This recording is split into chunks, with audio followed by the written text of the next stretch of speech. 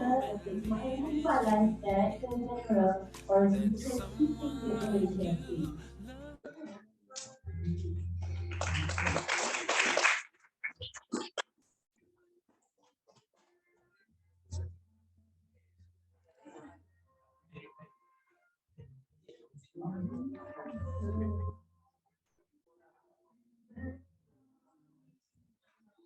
May I request all participants in the auditorium to stand for national anthem.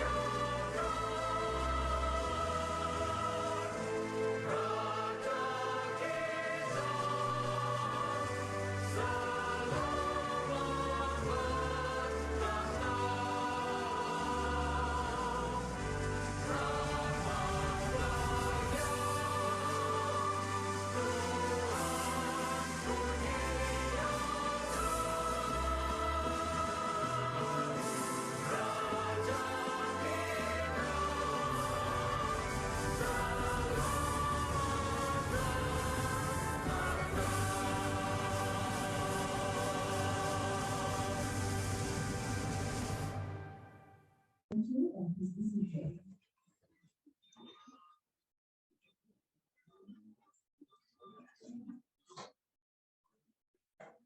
Bismillahirrahmanirrahim. Yang berusaha Dr. 𝗦𝗂𝗀𝗏, Director General of Forestry Research Institute Malaysia FRIM. Yang berusaha Associate Professor Dr. 𝗙𝗪𝗪𝗏, Dean of Faculty of Economics, Finance and Banking, Universiti Utara Malaysia, UUM.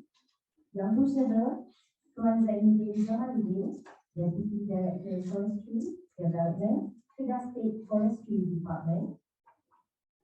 Distinguished guests, ladies and gentlemen, Assalamualaikum warahmatullahi wabarakatuh, and a very good morning.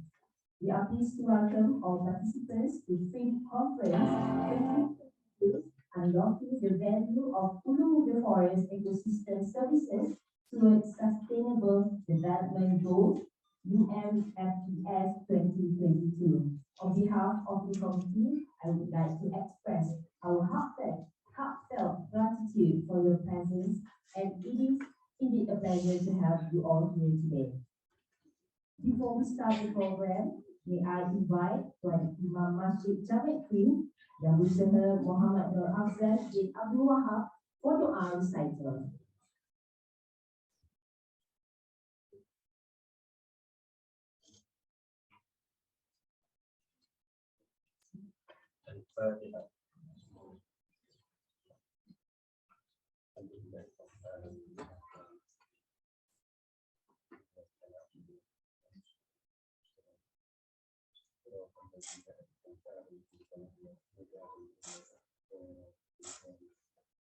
Bismillahirrahmanirrahim. Alhamdulillahirabbil alamin.